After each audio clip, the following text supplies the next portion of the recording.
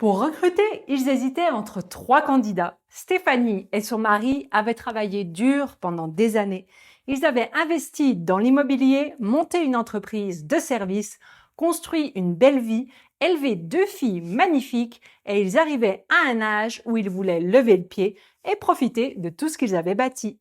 Mais pour pouvoir le faire, il fallait identifier une personne de confiance pour tenir les rênes de l'entreprise. Heureusement, ils avaient plusieurs bonnes personnes à l'interne, des gens investis, travailleurs, présents depuis longtemps. Le problème, c'est qu'ils hésitaient entre trois profils et sur le papier, les trois pouvaient faire sens. Alors, pendant la consultation, on a fait le tour. Le candidat numéro 1 était effectivement quelqu'un de très travailleur, mais il est apparu très vite qu'il risquait de refuser le poste. Il avait très envie de dire oui, mais il mesurait aussi le risque. S'il acceptait et qu'il n'était pas à la hauteur, il ne perdrait pas seulement un poste, il pouvait perdre des amis, des liens forts, presque une famille. Dans son énergie, c'était très clair. L'envie était là, mais la peur prenait beaucoup de place.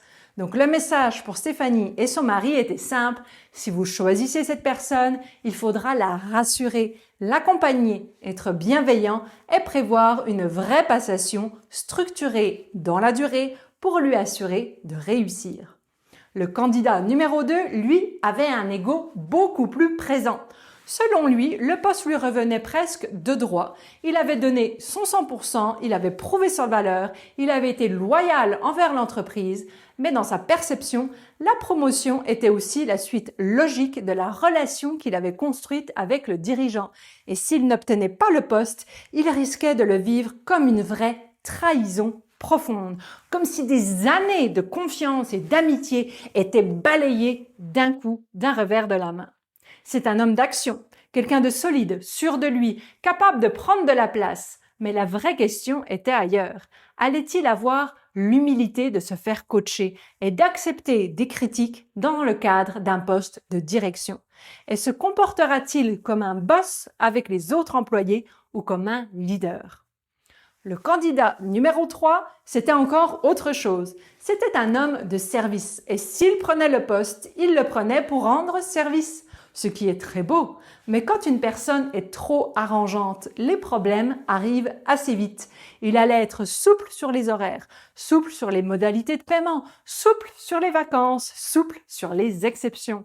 Et le jour où il aurait besoin que les autres fassent un effort en retour, il risquerait de découvrir que tout le monde n'a pas le même sens du service.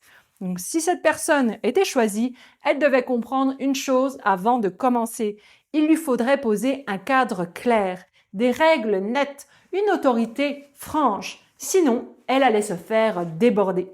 Et c'est exactement ça, la médiumnité d'affaires. Je ne choisis pas à la place des clients. Je ne déresponsabilise personne. Je mets sur la table les informations qui peuvent peser lourd dans une décision. Les peurs, l'ego, limite la posture, la capacité à tenir un rôle dans la durée. Ensuite, le client décide, mais avec plus de clarté. Si vous avez une décision à prendre importante, recrutement, partenariat, transmission, investissement et que vous sentez qu'il vous manque une couche d'information, vous pouvez demander une consultation sur mon site internet.